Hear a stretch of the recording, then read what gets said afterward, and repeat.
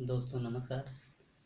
आज हम सामान्य हिंदी व्याकरण के अगले लेक्चर में व्यंजन के बारे में चर्चा करेंगे कि व्यंजन क्या होते हैं, व्यंजन हम किसे कहते हैं। अभी तक हमने स्वरों के बारे में चर्चा की, आज हम व्यंजन के बारे में चर्चा करेंगे। तो आइए पहले जानते हैं कि व्यंजन क्या है। पहले हम ये समझते हैं कि व्यंजन हम किसको कहेंगे।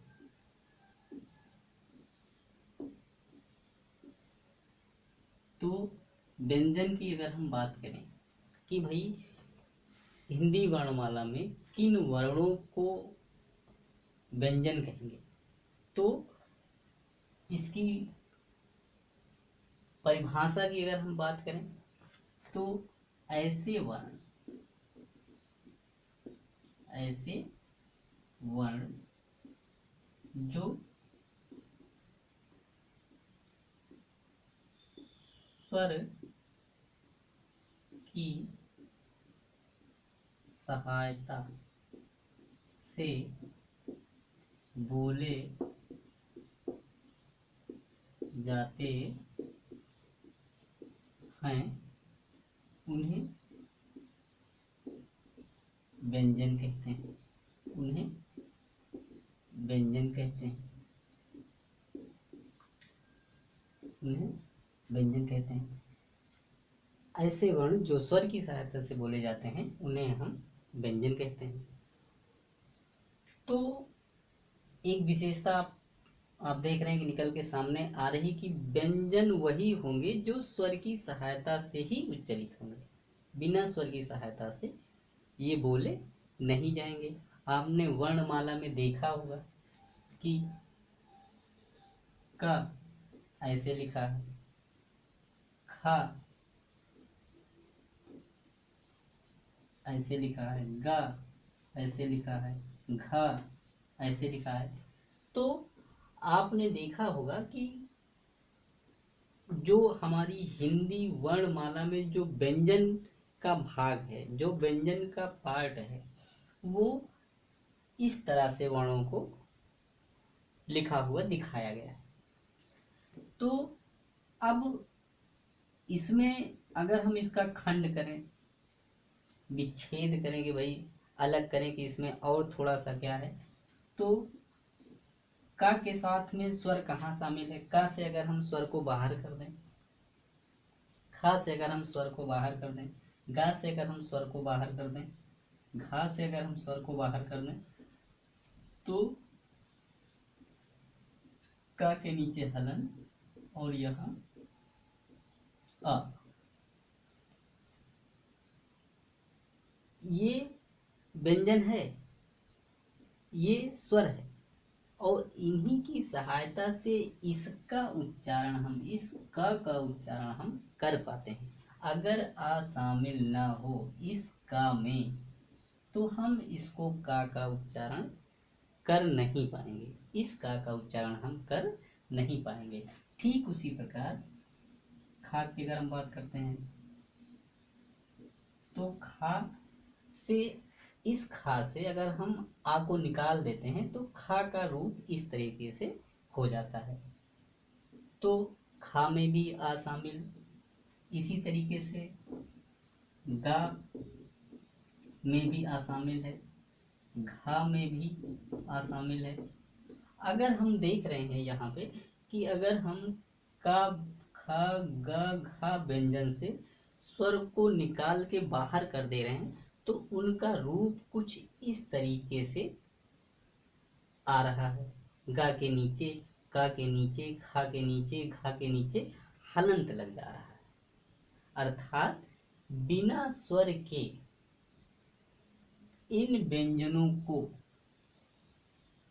पूरी तरीके से उच्चरित नहीं किया जा सकता है, यह शर्त है। इसीलिए व्यंजन की परिभाषा में साफ साफ बताया गया है कि ऐसे वर्ण जो स्वर की सहायता से बोले जाते हैं। इसका मतलब ये हुआ कि अगर इस का उच्चारण करना है तो इस आ को इसमें शामिल करना अनिवार्य है। बिना आ शामिल किए हम का उच्चारण नहीं कर पाएंगे, ना तो खा का उच्चारण कर पाएंगे, ना तो गा का उच्चारण कर पाएंगे और ना हम घा का उच्चारण कर पाएंगे। तो इस तरह से आपने देखा कि व्यंजन क्या होते हैं। तो व्यंजन वे वर्ण जो स्वरों की सहायता से बोले जाते हैं, उनको हम व्यंजन कहेंगे। तो व्यंजन की बात मेरे ख्याल से समझ में आ गई होगी। इसको हम रफ कर देते हैं, मिटा देते हैं।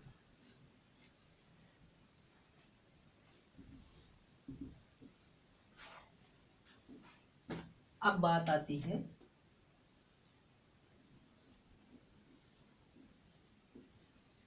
व्यंजन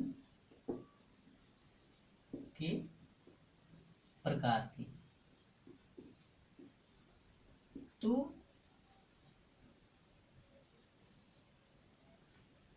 व्यंजन के प्रकार की, तो पहले अगर हम देखें कि व्यंजन के प्रकार में कि व्यंजन क्या है, उसके प्रकार कितने हैं। तो व्यंजन के प्रकार में अगर हम देखें कि व्यंजन का प्रकार क्या है, तो इसमें पहला आता है स्पर्श व्यंजन। पहला आता है स्पर्श व्यंजन। दूसरा है अंतस्थ व्यंजन। अंतस्थ व्यंजन। अंतस्थ व्यंजन। तीसरा आता है स्पर्श व्यंजन, अंतस्थ व्यंजन। इसके बाद ऊष्म व्यंजन। ऊष्म व्यंजन। तो ये 3 प्रकार के व्यंजन हमको जो है यहाँ व्यंजन के प्रकार में देखने हैं। अब स्पर्श व्यंजन क्या है। अब आज हम स्पर्श व्यंजन के बारे में जानेंगे। आज हम स्पर्श व्यंजन के बारे में जानेंगे कि भाई स्पर्श व्यंजन क्या है आज हम। और इस स्पर्श व्यंजनों की जो संख्या होती है वो 25 होती है। इन अंतस्थ व्यंजनों की जो संख्या होती है वो 4 होती है। उसी तरीके से ऊष्म व्यंजनों की संख्या कितनी होती है, तो ये भी 4 होती है। तो इस प्रकार हम अगर इन सब को जोड़ दें, मिला दें इन तीनों को, 25, 4 29 और 4 33, तो कुल व्यंजन जो होंगे वो हमारे 33 होंगे। और यहाँ से प्रश्न परीक्षा में पूछा जाता है कि हिंदी वर्णमाला में कुल व्यंजनों की संख्या कितनी है। तो वहाँ हम इस 33 के उत्तर को सिलेक्ट करेंगे। इस 33 की संख्या को जो है हम सिलेक्ट करेंगे कि भाई हिंदी वर्णमाला में व्यंजनों की संख्या 33 होती है, जिसमें से स्पर्श व्यंजन 25, अंतस्थ व्यंजन 4, ऊष्म व्यंजन 4, कुल 33। आप इसको जोड़ेंगे तो 33 ये पूरा पूरा आ जाएगा। तो आज हम व्यंजन में जो अध्ययन करेंगे वो स्पर्श व्यंजन का अध्ययन करेंगे। तो आइए हम देखते हैं कि स्पर्श व्यंजन क्या है।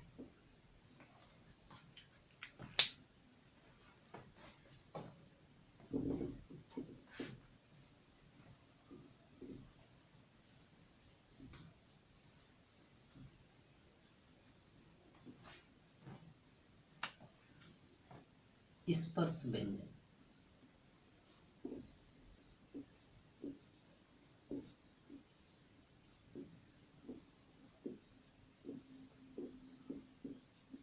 जैसा कि आप देख रहे हैं कि स्पर्श का मतलब होता है छूना।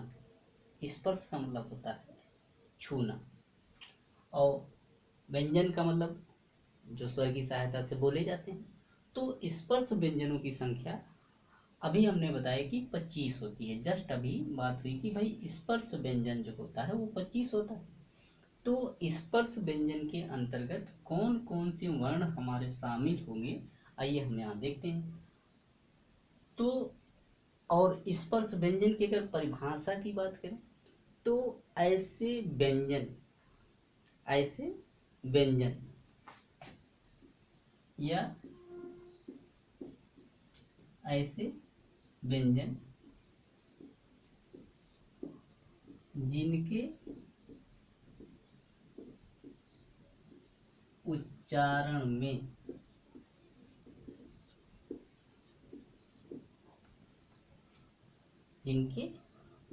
में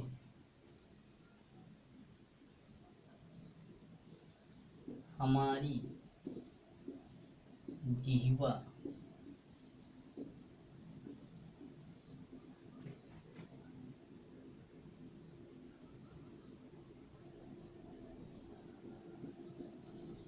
किसी न किसी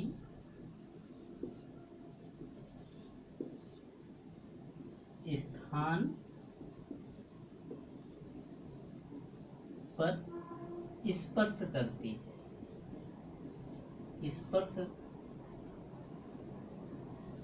करती है या हम कह सकते हैं छूती है।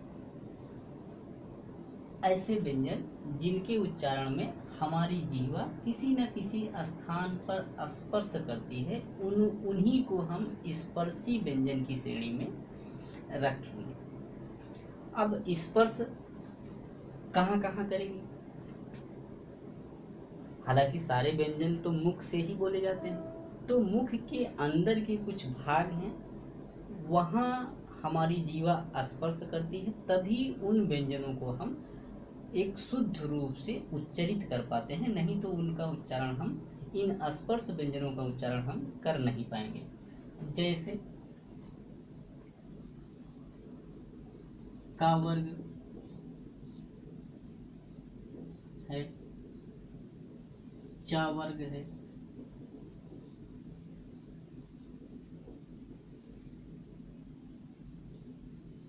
टा वर्ग है,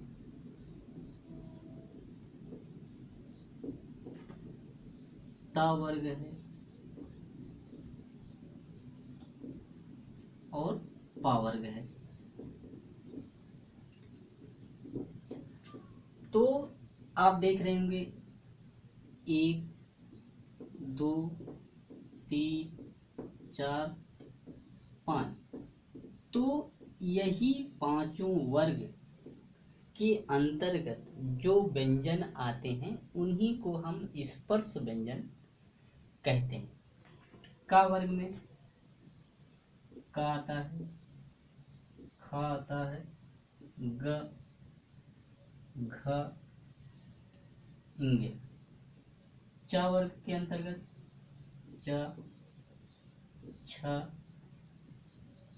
ज, झ, इया।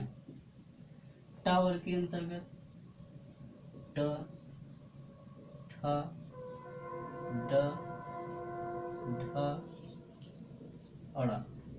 ता वर्ग के अंतर्गत त, थ, द, ध और ना। पा वर्ग के अंतर्गत प, फ, ब, भ, म। तो हर एक 5 वर्ग है और हर एक वर्ग में 5 वर्ण आ रहे हैं। तो इसीलिए हमने स्पर्श व्यंजनों की जो संख्या बताई थी कि भाई स्पर्श व्यंजन की संख्या क्या होती है, यहाँ से भी प्रश्न पूछा जाता है कि भाई स्पर्श व्यंजन की कितनी संख्या होती है। तो इस संख्या को हम क से लेके म तक अगर देखें तो इनकी संख्या 25 होती है। 25 व्यंजन जो है, 25 व्यंजन स्पर्श व्यंजन के रूप में आते हैं। अब बात आती है कि ये 25 वर्ण तो हैं, अब ये कहाँ कहाँ स्पर्श करते हैं, कहाँ कहाँ से स्पर्श करके हमारे मुख से ये बाहर निकलते हैं, जिससे हमारा उच्चारण शुद्ध रूप से होता है। तो का अगर उच्चारण करें, का वर्ग का अगर हम उच्चारण करें तो क, ख ग घ इंग। तो का को जब हम बोल रहे हैं तो यहाँ कंठ के पास से जो है आवाज निकल के बाहर आ रहा है। ऐसा नहीं है कि मतलब जो प्राण वायु निकल रही है तो कंठ पे बिल्कुल क ख ग, तो जो हमारी जिह्वा स्पर्श कर रही है वो कंठ को बिल्कुल एक बार मिला दे रही, चिपक जा रही कंठ में। जैसे क ख ग घ इंग। तो का जो है ये कंठ से, इसको हम कंठ वर्ण भी कहते हैं या कंठ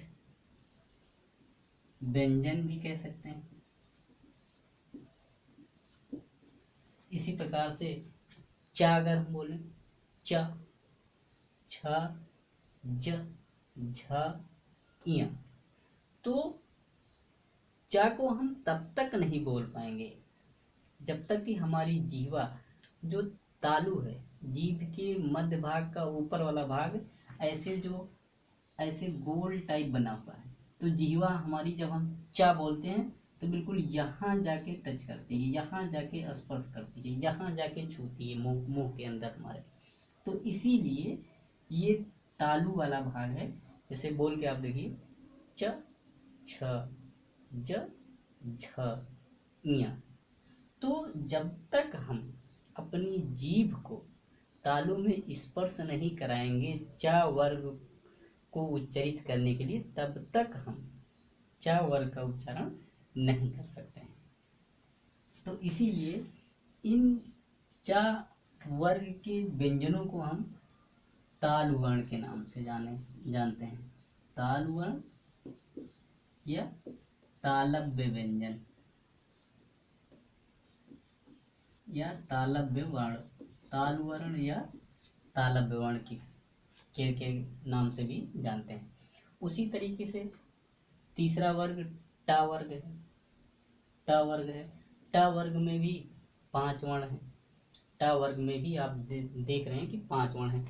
ट ठ ड ढ अड़।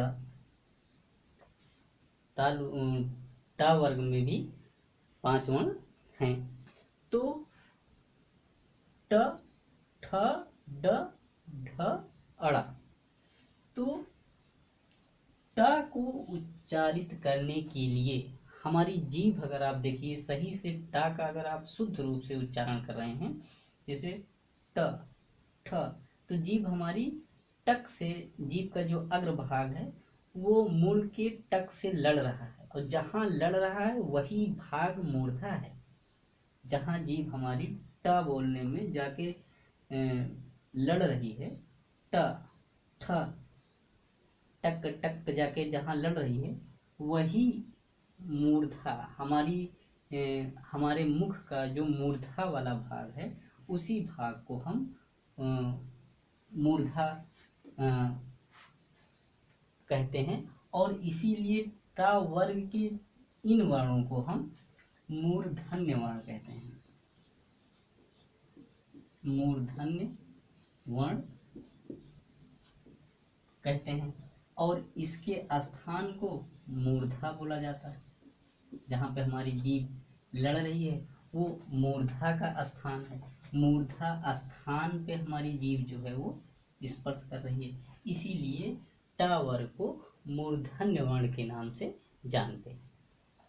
आगे ता वर्ग की अगर हम बात करें, ता वर्ग के स्पर्शी व्यंजन की बात करें तो त थ द ध न। तो इसमें जो हमारी जीवा है ता, ये सीधे सीधे जाके हमारे दांत के पास स्पर्श कर रही है, जैसे त थ द। अब दांत के पास अगर जीभ को टच न कराइए, जीभ को स्पर्श न कराइए या जीभ को छूने न दीजिए, तब आप ता वर्ग का उच्चारण कर ही नहीं सकते शुद्ध रूप से। इसीलिए ता वर्ण को दंत्य वर्ण कहा गया है। इसीलिए ता को दंत्य वर्ण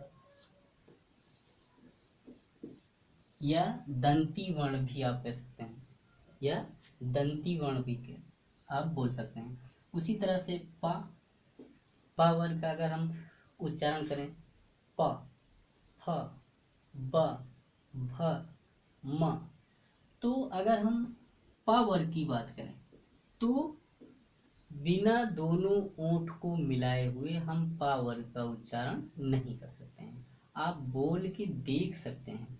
आप जितने भी हमारे मुख के अंदर के उच्चारण स्पर्श के स्थान हैं, अगर उसको आप सही से, जैसे पा है, प, फ, ब, भ, तो पा को बोलने के लिए हमारे दोनों ओंठों का मिलना जरूरी है।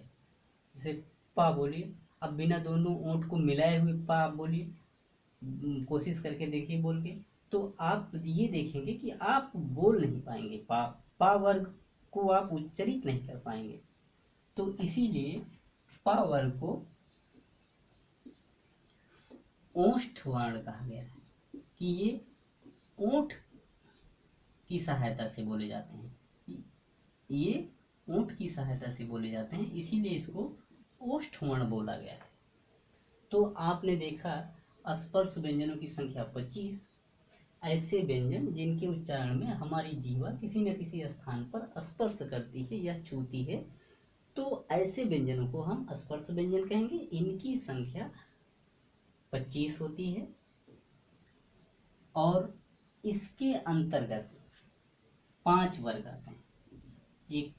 ये भी ध्यान देने वाली बात है कि स्पर्श व्यंजन के अंतर्गत 5 वर्ग शामिल किए जाते हैं। 5 वर्ग शामिल है। ये भी आपको ध्यान में रखना है कि भाई स्पर्श व्यंजन में 5 वर्ग शामिल है।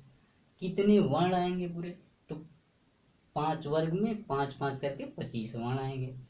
अब का वर्ग कहाँ से बोला जाएगा, तो ये कंठ से उच्चरित होगा। चा कहाँ से बोला जाएगा, ये तालु से उच्चरित होगा। टा कहाँ से बोला जाएगा, ये मूर्धा से उच्चरित होगा।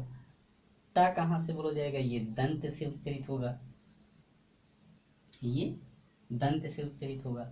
तो इसीलिए ता को दंत वर्ण कहते हैं। पा जो है ओष्ठ को स्पर्श करने के बाद हम निकाल पा रहे हैं या उच्चरित कर पा रहे हैं, बिना ओठ को मिलाए पा वर्ग को हम बोल ही नहीं पाते। तो इसीलिए पा वर्ग में जो वर्ण आते हैं वो ओष्ठ वर्ण जो है, सारे जो है वो ओष्ठ वर्ण कहलाते हैं। अब इसमें स्पर्श व्यंजन में एक आप लिख लीजिए कि एक ये पूछा जाता है कि जो इसका 5वां वर्ण है, जैसे यहाँ इंग्या हो गया, इया हो गया, अड़ा हो गया, ना हो गया, मा हो गया, इन 5 वर्णों को, जैसे इंग्या, इया, अड़, न, म, तो इनको हम एक नाम से और जानते हैं, जिसको हम कहते हैं पंचमाक्षर। पंचमाक्षर मतलब स्पर्श व्यंजन के, कभी कभी सीधे सीधे सवाल पूछता है कि पंचमाक्षर वर्ण कौन से होते हैं, तो हम तुरंत हमारा ध्यान जाएगा कि पंचम का मतलब 5वां, अक्षर का मतलब अक्षर, तो मतलब वर्गों के जो 5वें वर्ण होते हैं वही पंचमाक्षर कहलाते हैं, वही पंचमाक्षर कहलाते हैं। और इन पंचमाक्षरों का जो बोलने का स्थान होता है, जो उच्चारण का स्थान होता है, जहाँ से ये उत्पन्न होते हैं, जहाँ से ये पैदा होते हैं, जैसे अंग, इया, अण, न, म, तो इनके उच्चारण करने में, पंचमाक्षर के उच्चारण करने में हमारी जो प्राण वायु जो अंदर से निकल रही है, भाई जो हम सांस अंदर ले रहे हैं, बाहर छोड़ रहे हैं, उसी को हम प्राण वायु कहते हैं। तो हमारी प्राण वायु जो है वो इन पंचमाक्षरों के उच्चारण करते समय नाक से निकलती है। इसीलिए इन अगर पंचमाक्षरों का उच्चारण स्थान पूछा जाए तो हम ये जानेंगे कि ये इसका उच्चारण स्थान नासिका होता है, क्योंकि ये बिना नाक की सहायता से इसको हम बोल नहीं पाते हैं। जब भी हम इनका उच्चारण करेंगे तो हमको नाक से कुछ आवाज या गुनगुनाहट हमारी नाक से भी निकलती है, जैसे ng, ञ, ण, न, म, म। तो इस तरीके से हम बोल के अगर इनके उच्चारण स्थानों का पता लगाते हैं या अनुभव करते हैं कि भाई इस वर्ण को बोलने पे कहाँ से कहाँ हमारी जीवा टच कर रही है, कहाँ से प्राणवायु निकल रही है, तो हम आसानी से समझ जाते हैं कि पंचमाक्षर को हम हमेशा ये जो पांचों अक्षर हैं इसका अगर उच्चारण स्थान पूछा जाएगा तो वो नासिका होगा। और यहाँ से सवाल परीक्षाओं में पूछे गए हैं, तो स्पर्श वर्णों में इतना आप अगर विधिवत तरीके से पता कर लेते हैं तो यहाँ से जो भी क्वेश्चन आएंगे वो आसानी से आपके हल हो जाएंगे। और जो भी चीज़ें छूट गई होंगी आप भी इस वीडियो को 2-3 बार देखिए, ध्यान से सुनिए। आपके यहाँ से आने वाले सारे प्रश्न आसानी से हल हो जाएंगे। आपको घबराने की किसी प्रकार की कोई ज़रूरत नहीं है, बशर्ते ये है कि व्याकरण हम रटेंगे नहीं, हम व्याकरण को सीखेंगे। इतना अपने दिमाग में बिठा के चलिएगा। और व्याकरण से जो भी प्रश्न आएगा परीक्षा में वो आप देखेंगे जब भी परीक्षा हॉल में जाएंगे तो आपके प्रश्न के जो सवाल होंगे वो आपको आसानी से आप उनके उत्तर तक पहुंच जाएंगे। तो आज के लिए बस इतना ही। बाकी जो अंतस्थ वर्ण है, ऊष्म वर्ण है और भी तमाम वर्णों के बारे में, व्यंजनों के बारे में चर्चा करनी है, वो हम आपको अगले वीडियो में प्रोवाइड करेंगे। तो आज के लिए बस इतना ही। जय हिंद, जय भारत।